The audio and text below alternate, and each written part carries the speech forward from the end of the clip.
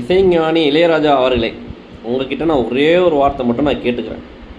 நீங்கள் எல்லாமே நான் தான், நான் போட்டது, நான் போட்ட பாட்டுன்னு சொல்லி எல்லாத்துக்குமே ராயல்ட்டி கேட்குறீங்களே சார். நான் உங்ககிட்ட ஒன்றே ஒன்று மட்டும் கேட்குறேன். நீங்கள் ஓகே, நீங்கள் போட்ட பாட்டு தான், நீங்கள் தான் இசைஞானி, எல்லாமே ஓகே சார், நான் ஒத்துக்கிறேன். அப்போ நீங்கள் வெறும் இசைஞானி, இசைக்கு நான் தான் லீடர்னு மட்டும் சொல்லிக்கோங்க. ஏன்னு சொல்கிறேன்னா, நீங்கள் இசைஞானி நான் தான் நினைக்கிற ஒரு ஆள் எப்படி இறைவன்கிட்ட தன்னை மறந்து எப்படி ஒரு இறைவன் அடியை போய் எப்படி சேர முடியும்? நீங்கள் கடவுள்னு ஒரு சைடு சொல்கிறீங்க, இந்த சைடில் நான் தான் சொல்கிறீங்க. ரெண்டுமே வெவ்வேறு ஆப்போசிட்டாக உங்களுக்கு தோணலையா சார்? ஏன் இறைவனை போய் சேர்ந்த ஒருத்தரால் எப்படி தான் எப்படி பேச முடியும்?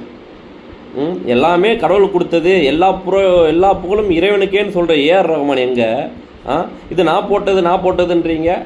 ஏன் இல்லை, எனக்கு புரியல. சரிகம பதனி என்ன நீங்கள் கற்றுக்கிட்டதா, இல்லை நீங்கள் தான் அதை கண்டுபிடிச்சிங்களா? இல்லை சரிகம பதனி கண்டுபிடிச்சவர் உங்ககிட்ட ராயல்ட்டி கேட்டாரா? இல்லை கிட்டார் கண்டுபிடிச்சவர் என் கிட்டாரில் நீ பாட்டு போடுறிய, எனக்கு கிட்டார் எனக்கு ராயல்ட்டி கொடு, என் கிட்டார்லாம் நீ எப்படி வாசிக்க முடியும்னு சொன்னாரா? இல்லை ஆறுமணி பெட்டி கண்டுபிடிச்சவர் உங்ககிட்ட ஆறுமணி பெட்டியை கண்டுபிடிச்சது நான் தான், அதனால் எனக்கு நீ ராயல்ட்டி கொடுக்கணும், ஏன் ஆறுமணி பெட்டி இல்லாமல் நீ எப்படி பாட்டு போட முடியும்னு கேட்டால் அவர் உங்ககிட்ட ராயல்ட்டி கேட்டாரா? சொல்லுங்கள் பார்க்கலாம். இந்த மாதிரி சவுண்டு ட்ராக் டெக்னீஷியன்ஸ் இருக்காங்க, இன்ஜினியர்ஸ் இருக்காங்க, எல்லாருமே இருக்காங்க சார். எல்லாருமே சேர்ந்த ஒரு விஷயம் தானே சார் இசைன்றது.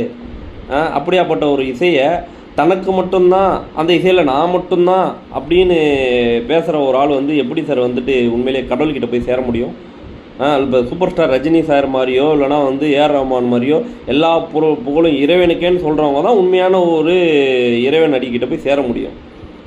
அவங்க தான் கடவுளை புரிஞ்சுக்கிட்டவங்க. இது எல்லாமே நம்ம இல்லை, நம்ம சும்மா கடவுள் தான் எல்லாமே நினைக்கிறவங்க தான். இயற்கை தான் கடவுள் தான் இயற்கை அப்படி சொல்கிறவங்க தானே சார் கரெக்டு?